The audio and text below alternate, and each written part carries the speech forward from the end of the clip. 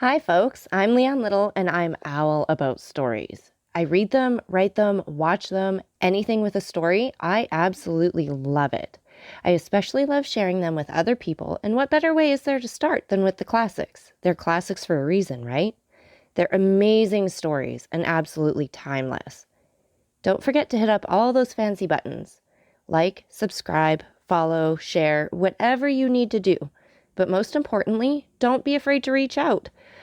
I'd love to connect with you, so feel free to leave comments as you'd like, or you can even follow me over on my Buy Me a Coffee page, leannelittle.com, to message directly. So let's continue on with The Count of Monte Cristo by Alexandre Dumas. Chapter 106. Dividing the Proceeds. The apartment on the first floor of the house in the Rue Saint-Germain-des-Prés, where Albert de Morcerf had selected a home for his mother, was let to a very mysterious person. This was a man whose face the concierge himself had never seen, for in the winter his chin was buried in one of those large red handkerchiefs worn by gentlemen's coachmen on a cold night, and in the summer he made a point of always blowing his nose just as he approached the door. Contrary to custom, this gentleman had not been watched, for as the report ran that he was a person of high rank, and one who would allow no impertinent interference, his incognito was strictly respected. His visits were tolerably regular, though occasionally he appeared a little before or after his time, but generally both in summer and winter he took possession of his apartment about 4 o'clock, though he never spent the night there. At 3:30 in the winter the fire was lighted by the discreet servant, who had the superintendence of the little apartment, and in the summer ices were placed on the table at the same hour. At 4 o'clock, as we have already stated, the mysterious personage arrived. 20 minutes afterwards, a carriage stopped at the house. A lady alighted in the black or dark blue dress, and always thickly veiled. She passed like a shadow through the lodge and ran upstairs without a sound escaping under the touch of her light foot.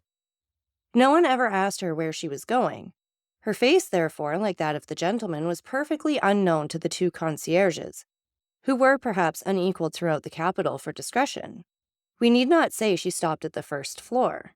Then she tapped in a peculiar manner at the door, which after being opened to admit her was again fastened, and the curiosity penetrated no further.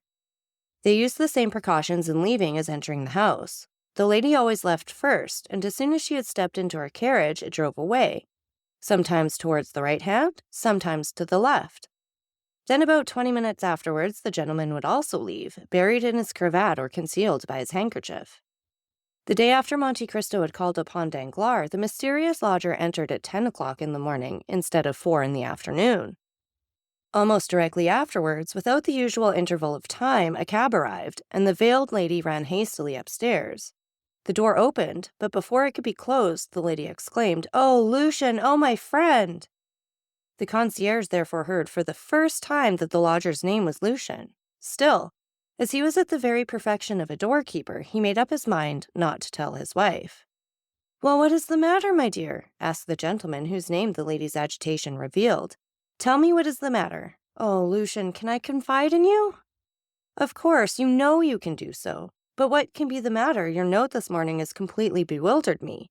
This precipitation, this unusual appointment, come, ease me out of my anxiety, or else frighten me at once." "Lucien, a great event has happened," said the lady, glancing inquiringly at Lucien. "Monsieur Danglars left last night." "Left? Monsieur Danglars left? Where has he gone?" "I do not know." "What do you mean? Has he gone intending not to return?" "Undoubtedly. At 10 o'clock at night his horses took him to the barrier of Charenton. There a post-chaise was waiting for him. He entered it with his valet de chambre, saying that he was going to Fontainebleau." "Then what did you mean? Stay, he left a letter for me." "A letter?" "Yes, read it." And the Baroness took from her pocket a letter which she gave to Debray. Debray paused a moment before reading, as if trying to guess its contents, or, perhaps while making up his mind on how to act, whatever it might contain. No doubt his ideas were arranged in a few minutes, for he began reading the letter which caused so much uneasiness in the heart of the Baroness, and which ran as follows: "Madame and most faithful wife." Debray mechanically stopped and looked at the Baroness, whose face became covered with blushes. "Read," she said. Debray continued, "When you receive this, you will no longer have a husband. Oh, you need not be alarmed, you will only have lost him as you have lost your daughter. I mean that I shall be traveling on one of 30 or 40 roads leading out of France. I owe you some explanations for my conduct, and as you are a woman that can perfectly understand me, I will give them. Listen then. I received this morning 5 millions which I paid away. Almost directly afterwards, another demand for the same sum was presented to me. I put this creditor off till tomorrow, and I intend leaving today, to escape that tomorrow, which would rather be too unpleasant for me to endure. You understand this, do you not, my most precious wife? I say you understand this because you are as conversant with my affairs as I am. Indeed, I think you understand them better, since I am ignorant of what has become of a considerable portion of my fortune, once very tolerable, while I am sure, madame, that you know perfectly well. For women have infallible instincts, they can even explain the marvelous by an algebraic calculation they have invented. But I, who only understand my own figures, know nothing more than that one day these figures deceived me. Have you admired the rapidity of my fall?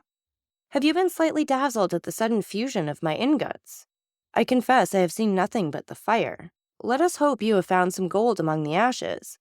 With this consoling idea, I leave you, madame, and most prudent wife, without any conscientious approach for abandoning you. You have friends left in the ashes I have already mentioned, and above all the liberty I hasten to restore to you. And here, madame, I must add another word of explanation. So long as I hoped you were working for the good of our house and for the fortune of our daughter, I philosophically closed my eyes. But as you have transformed that house into a vast ruin, I will not be the foundation of another man's ruin. You were rich when I married you, but little respected. Excuse me for speaking so very candidly, but as this is intended only for ourselves, I do not see why I should weigh my words. I have augmented our fortune, and it has continued to increase during the last 15 years, till extraordinary and unexpected catastrophes had suddenly overturned it, without any fault of mine, I can honestly declare. You, madame, have only sought to increase your own, and I am convinced that you have succeeded. I leave you, therefore, as I took you, rich, but little respected. Adieu. I also intend from this time to work on my own account. Accept my acknowledgments for the example you have set me, and which I intend following. Your very devoted husband, Baron Danglars. The Baroness had watched Debray while he read this long and painful letter, and saw him, notwithstanding his self-control, change color once or twice. When he had ended the perusal, he folded the letter and resumed his pensive attitude. Well? Asked Madame Danglars with an anxiety easy to understand. Well, madame? Unhesitatingly repeated Debray. With what ideas does that letter inspire you? Oh, it is simple enough, madame. It inspires me with the idea that Monsieur Danglars is left suspiciously. Certainly. But is this all you have to say to me? I do not understand you, said Debray with freezing coldness. He is gone, never to return. Oh, madame, do not think that. I tell you he will never return. I know his character. He is inflexible to any resolutions formed for his own interests.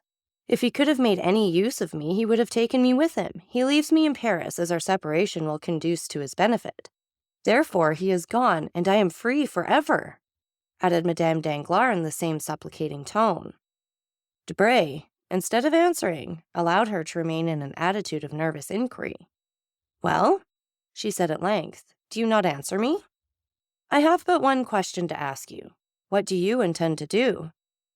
I was going to ask you, replied the Baroness with a beating heart. Then you wish to ask advice of me?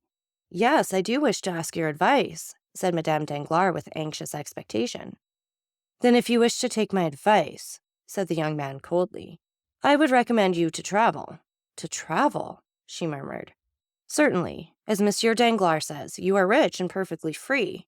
In my opinion, a withdrawal from Paris is absolutely necessary after the double catastrophe of Mademoiselle Danglars' broken contract and Monsieur Danglars' disappearance. The world will think you abandoned and poor, for the wife of a bankrupt would never be forgiven, were she to keep up an appearance of opulence. You have only to remain in Paris for about a fortnight, telling the world you are abandoned and relating the details of this desertion to your best friends, who will soon spread the report. Then you can quit your house, leaving your jewels and giving up your jointure, and everyone's mouth will be filled with praises of your disinterestedness. They will know you are deserted, and think you also poor, for I alone know your real financial position, and am quite ready to give up my accounts as an honest partner. The dread with which the pale and motionless Baroness listened to this was equaled by the calm indifference which Debray had spoken. Deserted? She repeated. Ah, yes, I am indeed deserted. You are right, sir, and no one can doubt my position. These were the only words this proud and violently enamored woman could utter in response to Debray. But then you are rich, very rich indeed, continued Debray, taking out some papers from his pocketbook, which he spread upon the table. Madame Danglars did not see them. She was engaged in stilling the beatings of her heart and restraining the tears which were ready to gush forth. At length, a sense of dignity prevailed, and if she did not entirely master her agitation, she at least succeeded in preventing the fall of a single tear. Madame, said Debray, it is nearly 6 months since we have been associated. You furnished a principal of 100,000 francs. Our partnership began in the month of April. In May, we commenced operations, and in the course of the month gained 450,000 francs. In June, the profit amounted to 900,000. In July, we added 1,700,000 francs. It was, you know, the month of the Spanish bonds. In August, we lost 300,000 francs at the beginning of the month, but on the 13th we made up for it, and we now find that our accounts, reckoning from the first day of the partnership up to yesterday, when I closed them, showed a capital of 2,400,000 francs, that is, 1,200,000 for each of us. Now, madame, said Debray, delivering up his accounts in the methodical manner of a stockbroker, there are still 80,000 francs, the interest of this money, in my hands. But, said the Baroness, I thought you never put the money out to interest. Excuse me, madame, said Debray coldly. I had your permission to do so, and I have made use of it. There are then 40,000 francs for your share, besides the 100,000 you furnished me to begin with, making in all 1,340,000 francs for your portion. Now, madame, I took the precaution of drawing out your money the day before yesterday. It is not long ago, you see, and I was in continual expectation of being called on to deliver up my accounts. There's your money, half in banknotes, the other half in checks payable to the bearer. I say there, for as I did not consider my house safe enough or lawyers sufficiently discreet, and as landed property carries evidence with it, and moreover, since you have no right to possess anything independent of your husband, I have kept this sum, now your whole fortune, in a chest concealed under that closet, and for greater security I myself concealed it there. Now, madame, continued Debray, first opening the closet, then the chest. Now, madame, here are 800 notes of 1,000 francs each, resembling, as you see, a large book bound in iron. To this I add a certificate in the funds of 25,000 francs, then, for the odd cash, making, I think, about 110,000 francs, here's a check upon my banker who, not being Monsieur Danglars, will pay you the amount, you may rest assured. Madame Danglars mechanically took the check, the bond, and the heap of banknotes. This enormous fortune made no great appearance on the table. Madame Danglars, with tearless eyes, but with her breast heaving with concealed emotion, placed the banknotes in her bag, put the certificate and check into her pocketbook, and then, standing pale and mute, awaited one kind word of consolation. But she waited in vain. Now, madame, said Debray, you have a splendid fortune, an income of about 60,000 livres a year, which is enormous for a woman who cannot keep an establishment here for a year, at least. You will be able to indulge all your fancies. Besides, should you find your income insufficient, you can, for the sake of the past, madame, make use of mine, and I am ready to offer you all I possess, on loan. Thank you, sir, thank you, replied the Baroness. You forget what you have just paid me is much more than a poor woman requires, who intends for some time at least to retire from the world. Debray was for a moment surprised, but immediately recovering himself, he bowed with an air which seemed to say, as you please, madame. Madame Danglars had, until then, perhaps, hoped for something, but when she saw the careless bow of Debray and the glance by which it was accompanied, together with his significant silence, she raised her head, and without passion or violence, or even hesitation, ran downstairs, disdaining to address a last farewell to one who could thus part from her. Bah, said Debray when she had left, these are fine projects. She will remain at home, read novels, and speculate at cards, since she can no longer do so on the bourse. Then, taking up his account book, he cancelled with the greatest care all the entries of the amounts he had just paid away. I have 1,060,000 francs remaining, he said. What a pity Mademoiselle de Villefort is dead. She suited me in every respect, and I would have married her. And he calmly waited until the 20 minutes had elapsed after Madame Danglars' departure before he left the house. During this time he occupied himself in making figures, with his watch by his side. Asmodeus, that diabolical personage who would have been created by every fertile imagination if Lesage had not acquired the priority in his great masterpiece, would have enjoyed a singular spectacle if he had lifted up the roof of the little house in the Rue Saint-Germain-des-Prés while Debray was casting up his figures. Above the room in which Debray had been dividing 2.5 millions with Madame Danglars was another, inhabited by persons who have played too prominent a part in the incidents we have related for their appearance not to create some interest. Mercedes and Albert were in that room. Mercedes was much changed within the last few days. Not that even in her days of fortune had she ever dressed with the magnificent display which makes us no longer able to recognize a woman when she appears in a plain and simple attire. Nor, indeed, had she fallen into that state of depression where it is impossible to conceal the garb of misery. No, the change in Mercedes was that her eye no longer sparkled, her lips no longer smiled, and there was now a hesitation in uttering the words which formerly sprang so fluently from her ready wit. It was not poverty which had broken her spirit. It was not a want of courage which rendered her poverty burdensome. Mercedes, though deposed from the exalted position she had occupied, lost in the sphere she had now chosen, like a person passing from a room splendidly lighted into utter darkness, appeared like a queen, fallen from her palace to a hovel, and who, reduced to strict necessity, could neither become reconciled to the earthen vessels she was herself forced to place upon the table, nor to the humble pallet which had become her bed. The beautiful Catalan and noble countess had lost both her proud glance and charming smile because she saw nothing but misery around her. The walls were hung with one of the grey papers which economical landlords choose as not likely to show the dirt. The floor was uncarpeted. The furniture attracted attention to the poor attempt at luxury. Indeed, everything offended eyes accustomed to refinement and elegance. Madame de Morcerf had lived there since leaving her house. The continual silence of the spot oppressed her. Still, seeing that Albert continually watched her countenance to judge the state of her feelings, she constrained herself to assume a monotonous smile of the lips alone, which contrasted with the sweet and beaming expression that usually shone from her eyes. Seemed like moonlight on a statue, yielding light without warmth. Albert, too, was ill at ease. The remains of luxury prevented him from sinking into his actual position. If he wished to go out without gloves, his hands appeared too white. If he wished to walk through the town, his boots seemed too highly polished. Yet these two noble and intelligent creatures, united by the insoluble ties of maternal and filial love, had succeeded in tacitly understanding one another and economizing their stores. Albert had been able to tell his mother without extorting a change of countenance, "Mother, we have no more money." Mercedes had never known misery. She had often, in her youth, spoken of poverty, but between want and necessity, those synonymous words, there is a wide difference. Amongst the Catalans, Mercedes wished for 1,000 things, but still she never really wanted any.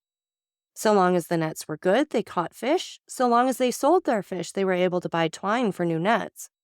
And then, shut out from friendship, having but one affection, which could not be mixed up with her ordinary pursuits, she thought of herself, of no one but herself. Upon the little she earned, she lived as well as she could. Now there were two to be supported and nothing to live upon. Winter approached. Mercedes had no fire in that cold and naked room. She, who was accustomed to stoves which heated the house from the hall to the boudoir. She had not even one little flower. She, whose apartment had been a conservatory of costly exotics. But she had her son. Hitherto, the excitement of fulfilling a duty had sustained them. Excitement, like enthusiasm, sometimes renders us unconscious to the things of earth. But the excitement had calmed down, and they felt themselves obliged to descend from dreams to reality. After having exhausted the ideal, they found they must talk of the actual. "Mother," exclaimed Albert, just as Madame Danglars was descending the stairs, "let us reckon our riches, if you please. I want capital to build my plans upon." "Capital? Nothing," replied Mercedes with a mournful smile. "No, mother, capital of 3,000 francs. And I have an idea of our leading a delightful life upon this 3,000 francs. "Child," sighed Mercedes. "Alas, dear mother," said the young man, "I have unhappily spent too much of your money not to know the value of it. These 3,000 francs are enormous, and I intend building upon this foundation a miraculous certainty of the future." "You say this, my dear boy, but do you think we ought to accept these 3,000 francs?" said Mercedes, coloring. "I think so," answered Albert in a firm tone. "We will accept them the more readily, since we have them not here. You know they are buried in the garden of the little house in the Allée de Mayenne at Marseille. With 200 francs, we can reach Marseille. With 200 francs, are you sure, Albert? Oh, as for that, I have made inquiries respecting the diligences and steamboats, and my calculations are made. You will take your place in the coupé to Chalons. You see, Mother, I treat you handsomely for 35 francs. Albert then took a pen and wrote, Coupé, 35 francs. From Chalons to Lyon, you will go on by the steamboat. From Lyon to Avignon, still by steamboat. From Avignon to Marseille, 7 francs. Expenses on the road, about 50 francs. Total, 114 francs. Let us put down 120, added Albert, smiling. You see I am generous, am I not, Mother? But you, my poor child. I? Do you not see that I reserve 80 francs for myself? A young man does not require luxuries. Besides, I know what traveling is. With the post-chaise and valet de chambre? Anyway, Mother. Well, be it so. But these 200 francs? Here they are, and 200 more besides. See, I have sold my watch for 100 francs and the guard and seals for 300. How fortunate that the ornaments were worth more than the watch. Still the same story of superfluities. Now I think we are rich, since instead of the 114 francs we require for the journey, we find ourselves in possession of 250. But we owe something in this house. 30 francs, but I pay that out of my 150 francs, that is understood. And as I require only 80 francs for my journey, you see I am overwhelmed with luxury. But that is not all. What do you say to this, Mother? And Albert took out a little pocketbook with golden clasps, a remnant of his old fancies, or perhaps a tender souvenir from one of the mysterious and veiled ladies who used to knock at his little door. Albert took out of this pocketbook a note for 1,000 francs. What is this? Asked Mercedes. 1,000 francs. But whence have you obtained them? Listen to me, Mother, and do not yield too much agitation. And Albert, rising, kissed his mother on both cheeks, then stood looking at her. You cannot imagine, Mother, how beautiful I think you, said the young man, impressed with a profound feeling of filial love. You are indeed the most beautiful and most noble woman I ever saw. Dear child, said Mercedes, endeavoring in vain to restrain a tear which glistened in the corner of her eye. Indeed, you only wanted misfortune to change my love for you to admiration. I am not unhappy while I possess my son. Just so, said Albert. Here begins the trial. Do you know the decision we have come to, Mother? Have we come to any? Yes, it is decided that you are to live at Marseille, and that I am to leave for Africa, where I will earn for myself the right to use the name I now bear, instead of the one I have thrown aside. Mercedes sighed. Well, Mother, I yesterday engaged myself a substitute in the Spahis, added the young man, lowering his eyes with a certain feeling of shame, for even he was unconscious of the sublimity of his self-abasement. I thought my body was my own, and that I might sell it. I yesterday took the place of another. I sold myself for more than I thought I was worth, he added, attempting to smile. I fetched 2,000 francs. Then these 1,000 francs, said Mercedes, shuddering, are the other half of the sum, Mother, and the other will be paid in a year. Mercedes raised her eyes to heaven with an expression which would be impossible to describe, and tears, which had hitherto been restrained, now yielded to her emotion and ran down her cheeks. The price of his blood, she murmured. Yes, if I am killed, said Albert, laughing. But I assure you, Mother, I have a strong intention of defending my person, and I never felt half so strong an inclination to live as I do now. Merciful heavens! Besides, Mother, why should you make up your mind that I am to be killed? Has Lamoricière, that Ney of the South, been killed? Has Saint-Garnier been killed? Has Baudot been killed? Has Morel, whom we know, been killed? Think of your joy, Mother, when you see me return with an embroidered uniform. I declare, I expect to look magnificent in it, and choose that regiment only from vanity. Mercedes sighed while endeavoring to smile. The devoted mother felt that she ought not to allow the whole weight of the sacrifice to fall upon her son. Well, now you understand, Mother, continued Albert. Here are more than 4,000 francs settled on you. Upon these you can live at least 2 years. Do you think so? Said Mercedes. These words were uttered in so mournful a tone that their real meaning did not escape Albert. He felt his heart beat, and taking his mother's hand within his own, he said tenderly, Yes, you will live. I shall live. Then you will not leave me, Albert? Mother, I must go, said Albert in a firm, calm voice. You love me too well to wish me to remain useless and idle with you. Besides, I have signed. You will obey your own wish and the will of heaven.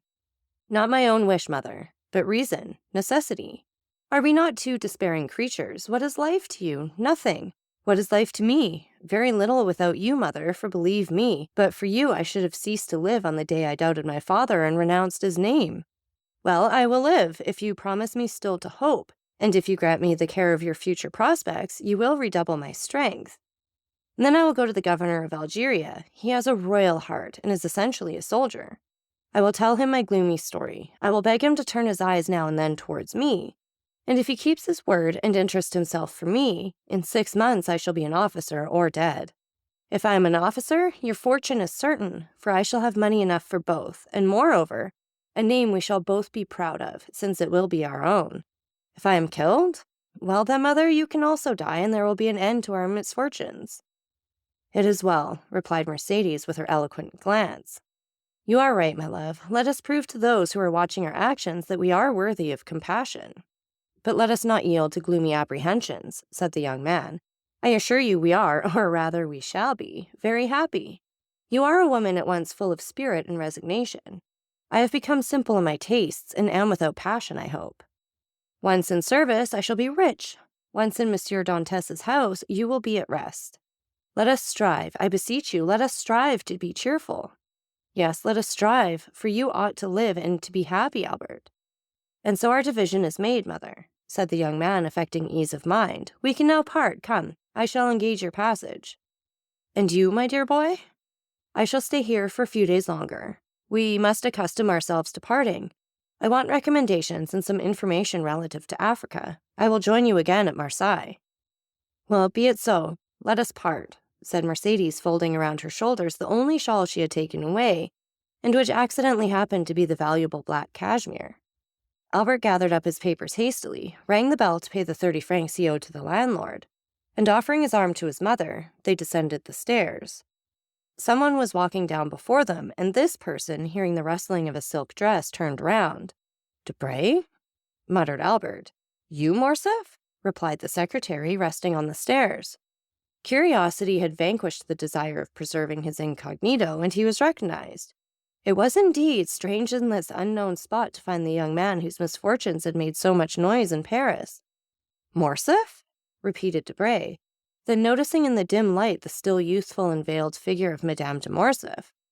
"Pardon me," he added with a smile. "I leave you, Albert." Albert understood his thoughts. "Mother," he said, turning toward Mercedes, "this is Monsieur Debray, secretary of the Minister for the Interior, once a friend of mine." "How once?" stammered Debray. "What do you mean?" "I say so, Monsieur Debray, because I have no friends now, and I ought not to have any. I thank you for having recognized me, sir." Debray stepped forward and cordially pressed his hand of his interlocutor. "Believe me, dear Albert," he said with all the emotion he was capable of feeling, "believe me, I feel deeply for your misfortunes, and if any way I can serve you, I am yours." "Thank you, sir," said Albert, smiling. "In the midst of our misfortunes, we're still rich enough not to require assistance from anyone. We are leaving Paris, and when our journey is paid, we shall have 5,000 francs left." The blood mounted to the temples of Debray, who held 1,000,000 in his pocketbook, and unimaginative as he was, he could not help reflecting that the same house had contained 2 women, one of whom, justly dishonored, had left it poor with 1,500,000 francs under her cloak, while the other, unjustly stricken but sublime in her misfortune, was yet rich with a few deniers. This parallel disturbed his usual politeness. The philosophy he witnessed appalled him. He muttered a few words of general civility and ran downstairs. That day, the minister's clerks and subordinates had a great deal to put up with from his ill humor. But that same night, he found himself the possessor of a fine house, situated on the Boulevard de la Madeleine, and an income of 50,000 livres. The next day, just as Debray was signing the deed, that is about 5 o'clock in the afternoon, Madame de Morcerf, after having affectionately embraced her son, entered the coupé of the diligence, which closed upon her. A man was hidden in Laffitte's banking house, behind one of the little arched windows which are placed above each desk. He saw Mercedes enter the diligence, and he also saw Albert withdraw. Then he passed his hand across his forehead, which was clouded with doubt. "Alas," he exclaimed, "how can I restore the happiness I have taken away from these poor innocent creatures? God help me!" So that's it for this chapter. And again, take a minute to like, subscribe, and share. And don't forget that I love hearing from all of you. So please leave any comments you'd like, or you can follow me over on my Buy Me a Coffee page, leannelittle.com. That's LIANELITTLE.com. And thank you so much for listening. Remember, it's Owl about the story. Have a great day.